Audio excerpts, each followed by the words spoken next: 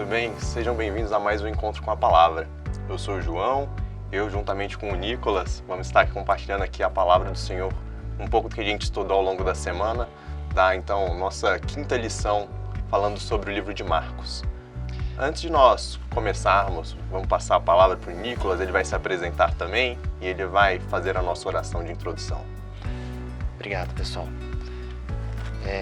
Nosso Deus, nosso Pai, Senhor, gratos somos por estarmos aqui, reunidos neste momento, juntos para conseguirmos estudar a Tua Palavra, para que possamos conhecer um pouco mais de Ti. Pedimos que este Espírito possa nos imbuir, para que possamos assimilar o que for dito aqui. É isso que pedimos, agradecemos imensamente, em nome de Jesus, amém. Amém. Pessoal, bom dia. João, obrigado. Eu sou o Nicolas. Juntamente com o João aqui, a gente vai repassar ali a lição 5, né, os milagres, a margem do lago, uma série de milagres e também histórias, né, que acontecem ao redor ali do Mar da Galileia, que em uma sequência bem interessante de eventos, e Marcos ele vai contando de uma forma bem interessante, digamos assim, né, porque ele conta uma história e ele encadeia com outra ali no meio e volta para aquela primeira, mas com muitas aplicações para a vida, né? Sim. E para você que acompanha a gente, ou não sei se é a primeira vez que você está conosco, nós ao longo desse trimestre vamos estar falando um pouquinho sobre o livro de Marcos. Lembrando, o livro de Marcos, então, ele é contado, os historiadores dizem, né, então, por João Marcos, primo de Barnabé, e baseado principalmente nos relatos de Pedro, ao qual durante muito tempo ele ficou acompanhando, e que ele fez um compilado, então, das histórias ditas por Pedro, e não necessariamente às vezes numa ordem cronológica, mas sempre destacando os principais pontos. E é sempre importante a gente entender quem está escrevendo para a gente lembrar qual que é o propósito dele. Se Mateus tinha um propósito muito mais de revelar a Jesus como o Messias, Marcos ele tinha muito mais o propósito de mostrar que Jesus era o que seria enviado por suas características de poder. Então, a gente vai ver no livro de Marcos muitos milagres sendo representados. A gente vai falar um pouquinho hoje sobre alguns desses milagres e sobre como esse poder eram coisas que um homem normal não conseguiria fazer. E essas características determinavam que Jesus era o Cristo, então, aquele que deveria ver e espantar diante de seus milagres. E começando então, já a gente seguindo a linha da lição, a gente estudou na última semana, então, um pouquinho sobre a parábola do semeador, a gente viu Jesus já começando também com alguns de seus milagres, e aí a gente chega então no final do capítulo 4 de Marcos, quando depois de então ter falado tanto a parábola do semeador quanto a parábola da candeia, ele começa então a falar um pouquinho sobre Jesus cansado, já entra num barco, entra no mar, e a primeira coisa que Jesus faz é dormir. Isso mostra como Jesus era, ao mesmo tempo, 100% Deus, mas 100% humano. 100% Um homem que depois de passar o dia inteiro pregando, se cansa, enquanto seus discípulos, que eram pescadores, né? Quem mais conhecia melhor o mar do que eles mesmos? Ele então repousa enquanto seus discípulos fazem o que eles sabiam melhor fazer, que era então estar no mar. E, de repente, surge algo inevitável, que entre tudo que eles controlavam, aquilo ali eles não tinham controle. Surge uma tempestade no meio do mar. E essa lição traz muitas histórias, né? Porque os discípulos, eles começam a entrar em desespero. E aí a gente vem sempre nessa tônica de Marcos, de no momento em que eles não sabiam o que fazer, eles vão atrás do mestre. E o mestre, então, resolve os problemas. E aí isso é representado lá em Marcos capítulo 3, verso 38, quando eles falam assim: Jesus estava na polpa, dormindo sobre o travesseiro. E eles o despertaram e disseram: Mestre, não te importa que pereçamos? E aí então o mestre ele acorda, né? E aí no verso 39, ele simplesmente tranquilo, repreende o vento e fala ao mar: acalma-te, emudece. E o vento se aquietou e fez-se grande bonança. É interessante, né? A lição ela cita inclusive que lá em Salmos, quando ele fala que aquele que acalma o mar, acalma a tempestade, esse poderia ser só uma representação divina. É impressionante, né? Como como é o poder de Cristo, né? Essa história eu escutei a primeira vez muito jovenzinho. Eu lembro que eu tinha o livro de histórias ilustradas da Bíblia e mostrava todo um cenário roxo, escuro, e Cristo no fundo se levantando de branco e reluzindo e acalmando os ventos da tempestade, né? E a analogia aqui, a comparação com a vida do ser humano é aqui direta, né? Sim. Eu tenho certeza que o nosso telespectador, com certeza, está passando por alguma dificuldade, seja maior ou menor grau. Porque aquele que não está é porque não sabe. Porque nesse mundo que a gente está aqui, esse mundo até o final, Satanás vai nos tentar, vai tentar trazer para nós ansiedades, angústias, conflitos. E qual que é o reflexo, qual que é o caráter ao qual nós desejamos nos amoldar, né? O de Cristo. E Cristo, ele estava ali calmo, na popa daquele barco, dormindo, tranquilo, os discípulos desesperados. E pensando, mestre, a gente vai morrer aqui, você não está se importando com isso? E Jesus se levanta e acalma a tempestade com os ventos, né? Isso demonstra, primeiro, acho que o poder de Deus, né? O poder de Jesus para acalmar a natureza, que reflete até um pouco a natureza criadora dele, né? Porque quem que pode acalmar os ventos, acalmar o mar e trazer, e mexer com a natureza, senão o próprio Criador, né? Até o próprio livro de Salmos, a lição traz, né, que exalta Deus como aquele que controla a natureza. E um segundo aspecto é o de Deus como aquele que pacifica, aquele que conduz, aquele que guia e que pega essas tempestades e acalma elas, né? Pega essas tempestades da nossa vida, essas angústias, essas aflições e acalma.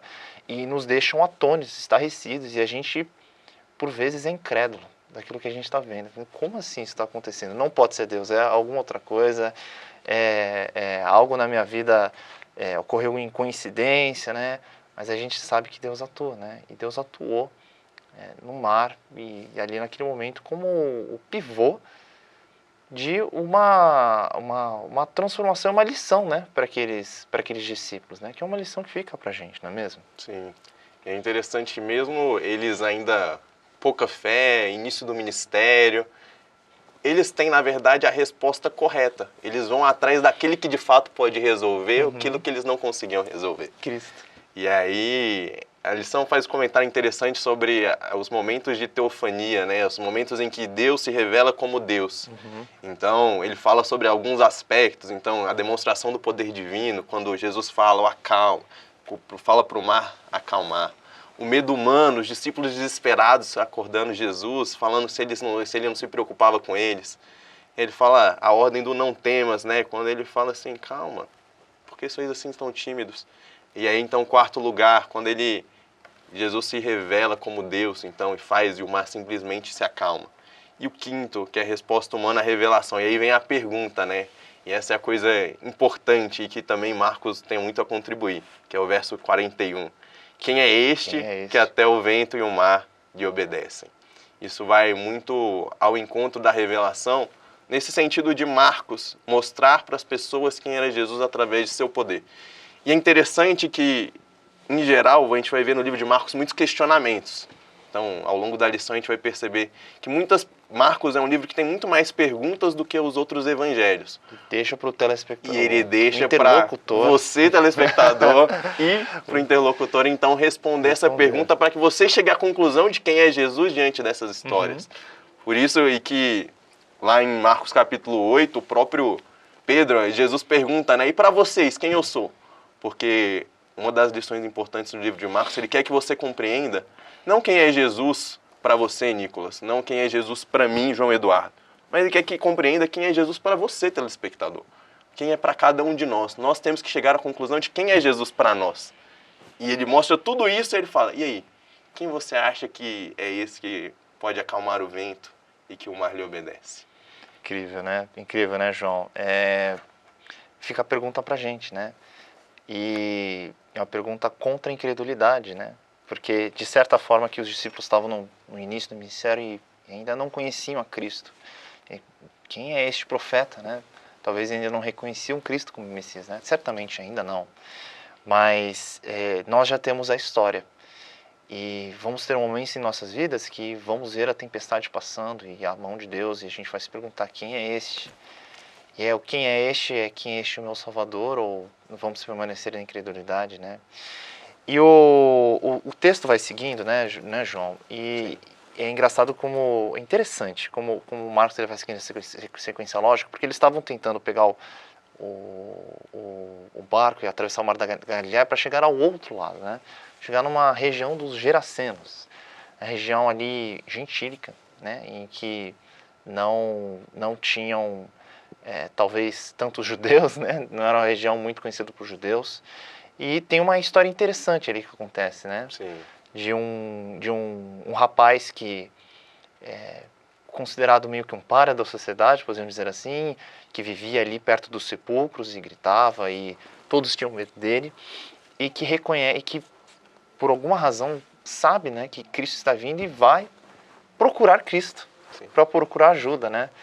E ele vem ali para Cristo e ele chega em conflito dentro dele, né? Sabendo que, por um lado, muitos demônios dentro dele, querendo provocar Cristo, e por outro lado, ele também indo a Cristo como forma de ajuda, né? E Cristo ali, naquele momento, ele reconhece que aquele ser humano precisava de ajuda, e tem uma batalha interessante que revela uma certa faceta do grande conflito, né? Entre Cristo e Satanás, né? A autoridade de Cristo sobre aqueles demônios expulsa aqueles demônios, né? Que acabam indo para aqueles porcos e se jogam no precipício, e demonstra que, independentemente, né, de quais sejam as forças do inimigo, quais sejam as armas e o volume, a palavra de Deus basta, né? Sim, é interessante da história do endemoniado, justamente que ali, e nesses contextos, vão ser várias histórias seguidas falando sobre pessoas que eram imundas, né? Uhum. Que viviam em contexto de imundícia, e que aí a gente entende melhor quando Paulo que fala que onde abundou o pecado, superabundou a graça. Porque mesmo eles estando, teoricamente, exclusos de toda a parte cerimonial, por conta de seus pecados, de sua contaminação, ainda assim, quando Jesus vem, a graça dele superabunda. E então, o endemoniado que estava à pária da sociedade e que as pessoas não reconheciam mais uma pessoa, mas simplesmente uma coisa tomada por demônios. Ele, num minuto, ele consegue se aproximar de Jesus. E ali os demônios, inclusive, mostram também aquilo que Tiago fala, né? Que os demônios creem e tremem. Eles tremem a presença de Jesus diante deles. E Jesus, então, muda completamente a história desse cara. Eu acho interessante que a atitude que esse rapaz toma após sofrer esse milagre, ele vai o quê? Pregar. E ele vai para Decápolis, que era uma cidade que não era cidade de Deus, era uma cidade gentílica. E provavelmente esse rapaz foi o primeiro missionário da história. E sem saber nada sobre Cristo, apenas que Cristo tinha o poder para salvar, e Cristo provavelmente foi enviado para que trouxesse alívio à humanidade. E eu fiquei refletindo sobre o poder que os testemunhos têm hoje em dia para nós, né? Acho que todo mundo já escutou alguma história de testemunho, recorrentemente vem, do poder que é para nós quando tem alguém próximo de nós, quando tem alguém que está passando por alguma transformação e essa pessoa transformada conta, né? É uma reflexão para nós sermos testemunhas ao nosso redor, porque o maior testemunho para uma pessoa é de uma vida transformada de alguém próximo dela, né? E esse rapaz que vivia nos sepulcros, acorrentado, a palavra diz que ele vivia acorrentado e que ele rompia as correntezas, bem coisa de filmes trash, assim, sabe? Ele dava medo nas pessoas e assustava, e ninguém passava perto. E aquele jovem transformado foi testemunhar de Cristo. E é algo muito lindo, sabe? E de se ver na palavra, mas que hoje a gente vê, e a gente vê testemunhos transformadores que nós que já temos a palavra, ou que já estamos confiantes no sacrifício de Cristo, se a nós nos toca, quanto mais a pessoas que ainda têm necessidade de se encontrar com Cristo, né? Um testemunho é tão poderoso, né? A escritura adventista Ellen White fala, né? O verdadeiro discípulo nasce no reino de Deus como missionário. É literalmente isso. Ele, uma vez transformado, ele não precisava falar muita coisa. As pessoas já viam nele a transformação que Cristo havia causado. E isso impactava e isso era um maior testemunho. Interessante, você falou que a região é gentílica. O comentário relembra que lá em Mateus 15, Jesus volta para essa região. E não é uma pessoa, que ele foi basicamente testemunhar para essa pessoa. Os porqueiros viram, os que cuidavam dos porcos, mas na segunda vez que Jesus volta para aquela região, várias pessoas vão atrás. Por quê? Eles souberam do milagre.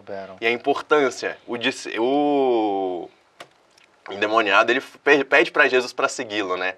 Mas Jesus fala... Sua missão é em outro lugar. Sua missão é em outro lugar. Nem sempre a gente tem que ir lá para o outro lado do mundo. A gente pode fazer a nossa missão onde a gente está. E isso pode impactar muito mais pessoas, às vezes, do que se a gente fosse em outros lugares. Porque as pessoas já conheciam a história desse homem e conheceram a transformação que Jesus fez. E qual era a formação desse homem? Nenhuma. Ele não devia ter educação, não devia ser uma pessoa... Não sei se ele era iletrado, mas assim, ele vivia nos sepulcros, né? A única arma que ele tinha era o testemunho, era o poder que Cristo exerceu sobre ele para transformar a sua vida. E isso lhe bastava. Deus faz o resto. Deus, ele dá o querer, o poder, o saber, a capacidade. E aí é só interessante, o último ponto, acho que eu gostaria de citar dessa história, é que tem um paralelo também com várias histórias, quando ele fala sobre legião, quando ele fala sobre os porcos, naquela região e sobre os montes. Em geral, tem várias coisas que não são típicas. Porcos pastando. Porcos não pastam. A gente vê a comparação de que porcos foram para o monte. Em geral, você vai para um lugar plano para você fazer de qualquer jeito um cuidado de animais. E a gente vê que, na verdade, Jesus também, por meio dessa história real, ele conta uma pequena parábola, em que ele basicamente fala que ali na região havia uma legião romana, que era a legião dos fratenses, que era simbolizado por porcos, e que poderia, Jesus meio que nas entrelinhas fala, eu poderia expulsar os porcos, mas vocês preferem estar no meio dos porcos. Por quê? Mesmo Jesus, ele resolvendo o problema de uma pessoa, as pessoas acabam se preocupando menos com aquela pessoa que foi transformada do que com os porcos, porque aquilo ali era a parte financeira. Então, mostra também um segundo ponto, que é a questão das prioridades. Eles queriam um Jesus revolucionário, mas por meio das suas escolhas, eles mostraram, na verdade, que eles não queriam Jesus. Ele veio para os que eram seus, e os seus não receberam. Incrível, incrível, João. E a próxima história que a gente segue, né? Jesus já de volta para uma região com judeus, é com Jairo, né? É uma história bem ensanduichada, né? Marcos tem essas histórias, né, sanduichadas, em que Cristo está pregando para uma multidão e chega um líder religioso.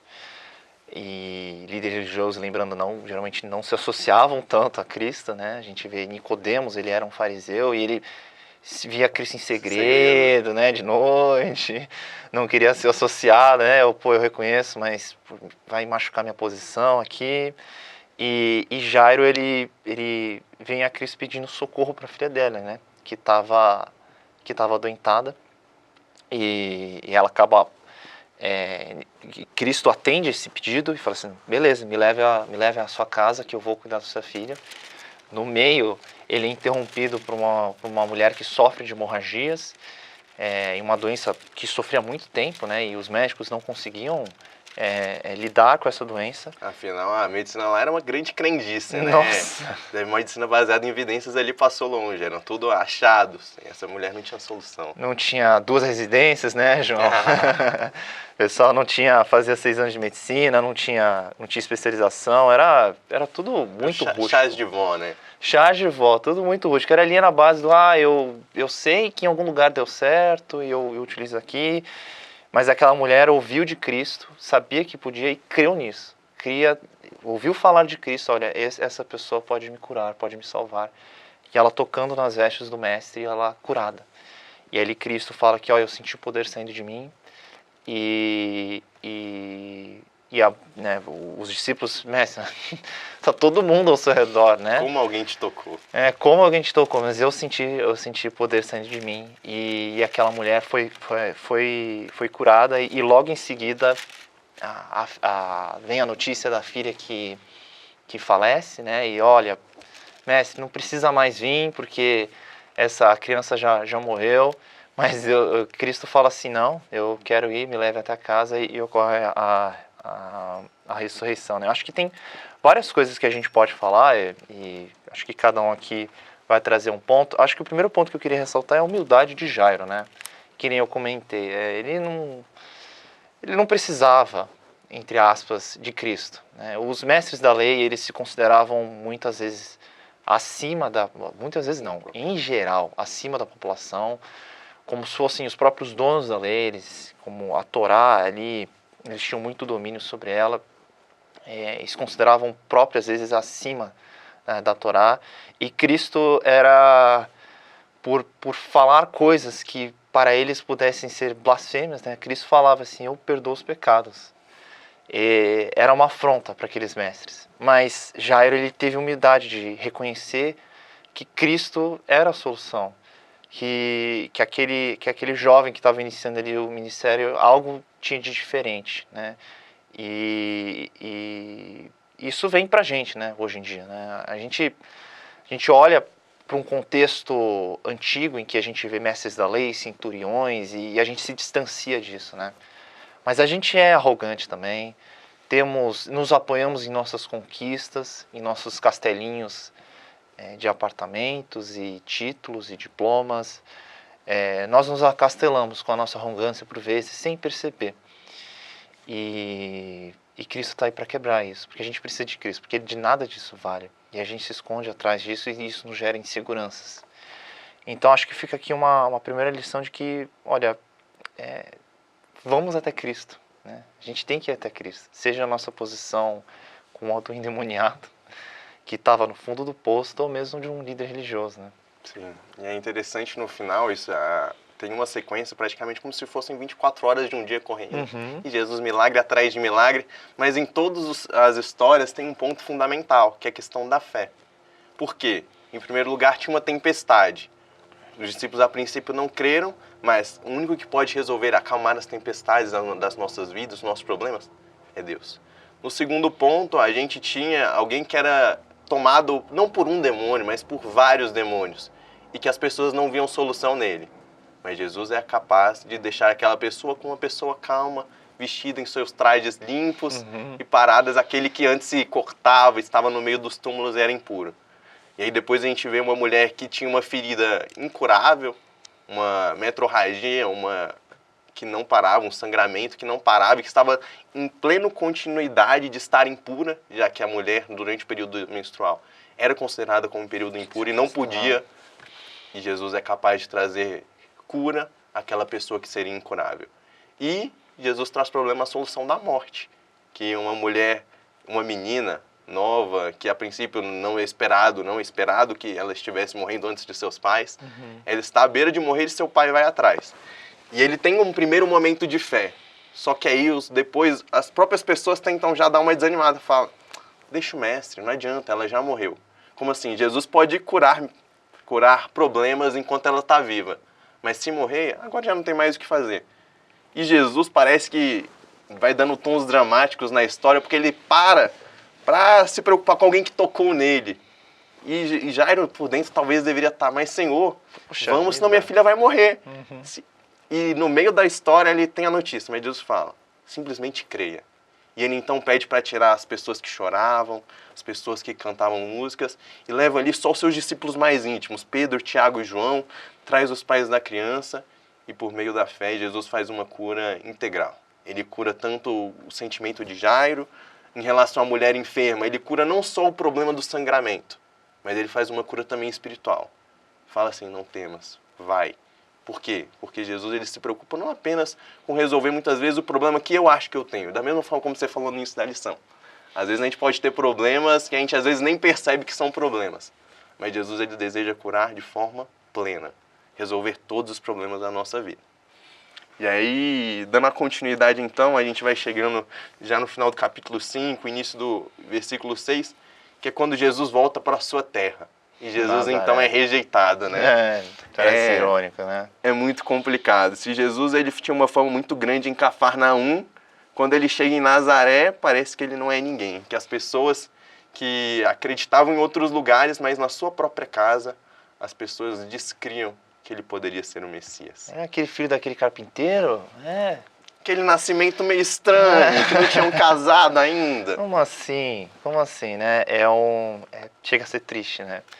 Chega a ser triste que os próprios irmãos... E a palavra fala que Cristo não se dava tão bem com a família dele. Ou melhor dizendo, a família dele não se dava tão bem com Cristo, né? Tanto que em outro texto, né? Não persiste aqui a esses capítulos especificamente, mas alguns vêm falar com Cristo e falam assim, mestre, ó, seus irmãos querem te ver. E Cristo que fala, quem são meus irmãos a não ser esses que estão ao meu redor, né? Porque ele era rejeitado em Nazaré. As pessoas não criam nele, desmereciam ele, né? E isso eu fiquei refletindo um pouco sobre quanto a gente às vezes pode não cair na tentação de desmerecer o nosso trabalho ou de outros irmãos ou pessoas que estão ao nosso redor, porque a gente tem nossos preconceitos, a gente tem nossos vieses, a gente tem nossas arrogâncias, né, que nem a gente comentou anteriormente, que podem impedir da palavra ser dita e nos afastar propriamente de Cristo, né? Sim. E Jesus, na sequência, é interessante que ele vem falando muito sobre a questão da crença e ele então vai separar 12 discípulos, ele vai enviá-los. Se lá na própria cidade deles eles não ouviram, então vamos pregar em outras regiões também. Ele envia os seus discípulos. Então, a ordem do ide para eles e para que, mais ou menos, na mesma forma como ele falou na parábola da candeia anteriormente, que você não vai colocar ela escondida. Então, você precisa colocar em um lugar para ela iluminar. Da mesma forma como o endemoniado iluminou a região ao seu redor, agora ele estava enviando os discípulos para iluminar em outras regiões. E nesse meio tempo, outra candeia é apagada, que é falar da história então da morte de João Batista. Mas se por um lado uma candeia some, outras candeias são acesas para poder continuar testemunhando, né? O João Batista realmente pronunciou Cristo, né? Ele prepara o caminho e o ministério de João Batista se finaliza ali bem no início de Cristo, mas outra candeia se ilumina, né? De Cristo, que o próprio João Batista fala, eu não tenho, posso nem lavar as sandálias dele, né? Que aí vamos pro nosso milagre final, né, da multiplicação dos pães, né, que Cristo, depois desses eventos, Cristo vai para o deserto pregar, né, e vem uma multidão imensa, e eu imagino que essa multidão tenha sido ainda mais propulsada, né, em volume por esses últimos milagres, né, imagina, Israel ficou 400 anos sem ver um profeta, né, há muito tempo, onde foi o profeta Neemias, com Esdras, enfim, e todo aquele período silêncio. E um domínio dos outros reinos, das nações, né? Os persas e os gregos vêm, os gregos se dividem, e os romanos, e parece sem fim, parece que Judá está abandonada. Parece que eles estão abandonados e vem alguém que dá esperança, e vem alguém que finalmente pode nos dá esperança, quem sabe nos tirar, né, desse jugo romano, e alguém que faz milagres e que ressuscita até os mortos, né?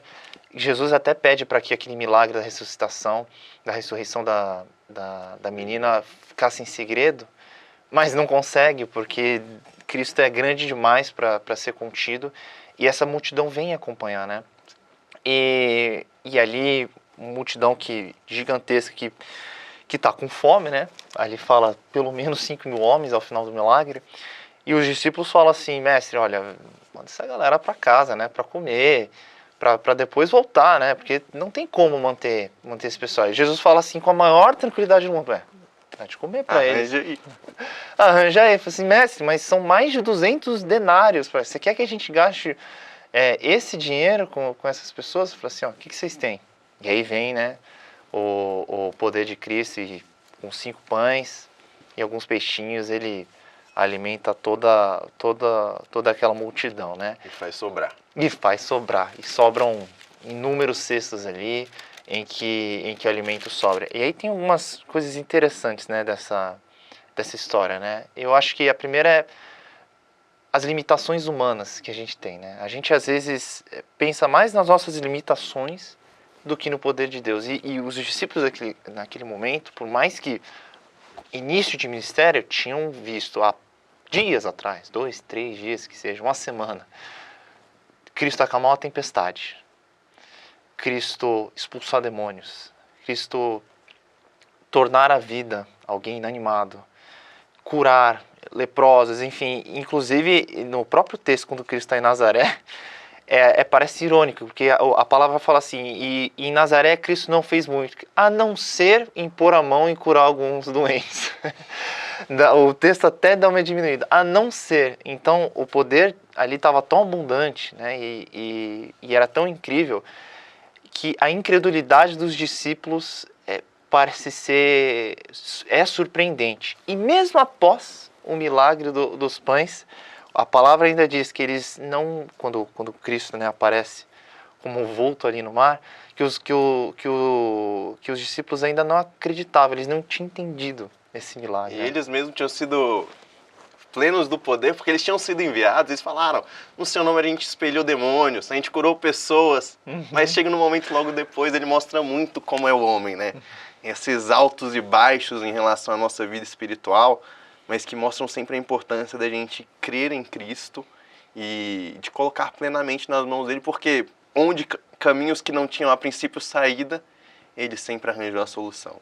E é interessante que são muitas pessoas, 5.000 homens, né, pelo menos, e eles esperavam um Messias que de fato desse comida, eles representavam um Messias vindo num banquete em relação às tradições. E Jesus literalmente ofereceu um banquete ali para todo mundo. Parecia muito, tinha todo o clima para poder gerar uma revolta ali. 5.000 homens, tinha comida, tinha milagres acontecendo, só que Jesus mostra que esse não tinha sido o propósito para qual ele tinha sido enviado. Ele mostra que ele veio para suprir as necessidades, mas que as necessidades humanas, depois que ele partisse, ainda existiriam depois disso.